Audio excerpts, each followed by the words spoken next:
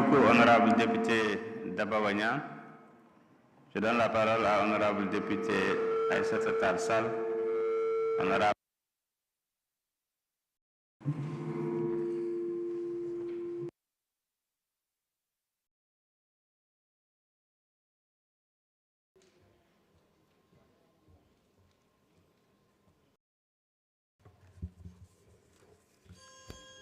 Je vous remercie, Monsieur le Président, Messieurs les ministres, honorables collègues. Monsieur le ministre des Finances, j'ai lu la loi de finances rectificative. Pour moi, elle contient 3 curiosités sur lesquelles nous devons nous arrêter.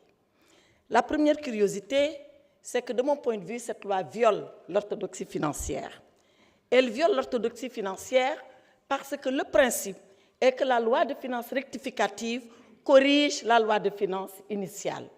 Or, et vous l'avez expliqué dans l'exposé des motifs, il est arrivé des dépenses auxquelles vous devez faire face. Les inondations en font partie, les élections en font partie, la restructuration du gouvernement en font partie.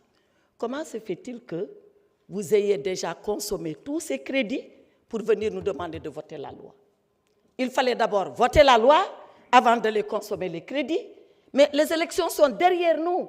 Vous nous demandez de vous octroyer des crédits de 20 milliards que vous avez déjà dépensés pour les élections. Première violation de l'orthodoxie financière.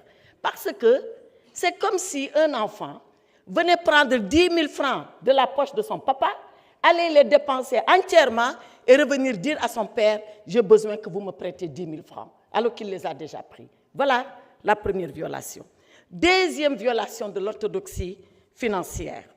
La loi de finances rectificative, de mon point de vue, et là aussi, vous l'avez expliqué, elle a été faite parce qu'il y a un resserrement des recettes, d'accord, une moins-value de 840 milliards, il y a un accroissement des dépenses, d'accord, un accroissement de 600 et quelques milliards, d'où un déficit de 1500 et quelques milliards. Mais alors, Monsieur le ministre, si nous devons resserrer les recettes, nous devons aussi resserrer les dépenses. Or, qu'est-ce que vous faites? À la page 25, je crois, du budget, vous dites exactement ceci.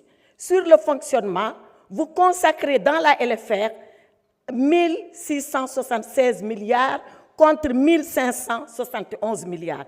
Vous êtes en train d'accroître les dépenses de 194 milliards. Pourquoi, alors que vous nous demandez de serrer la ceinture, vous augmentez ces dépenses qui sont des dépenses de fonctionnement? Pour que le peuple sénégalais sache, les dépenses de fonctionnement, c'est les dépenses de prestige pour votre confort, c'est les bureaux, c'est le matériel, c'est tout ce qui fait le confort du gouvernement.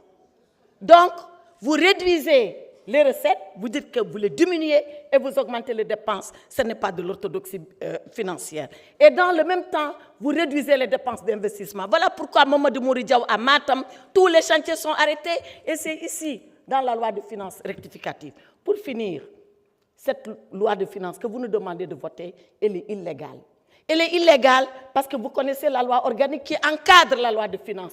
Elle devait être présentée en cours d'exercice. Nous sommes à 4 jours ouvrés de l'exercice. 4 jours.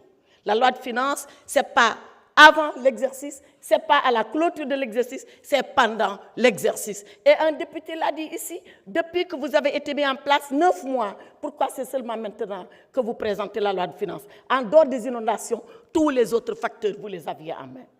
Enfin, Monsieur le ministre des Finances, revoyez vos chiffres. Vous nous dites dans le cadrage budgétaire que le déficit, il sera à 3% 2027 pour être dans les critères de convergence de l'UEMOA. Dans le projet que j'ai là, dans le projet Sénégal 2050, il est dit que ce déficit sera à 3% dès l'année prochaine. Qui croire?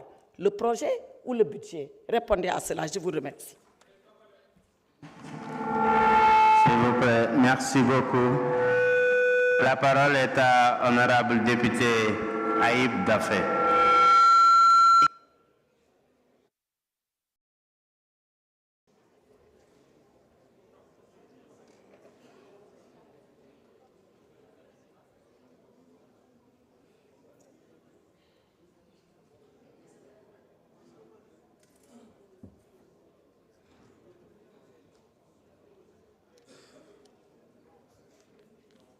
Voilà, merci beaucoup, Président. Monsieur le ministre des Finances et du Budget,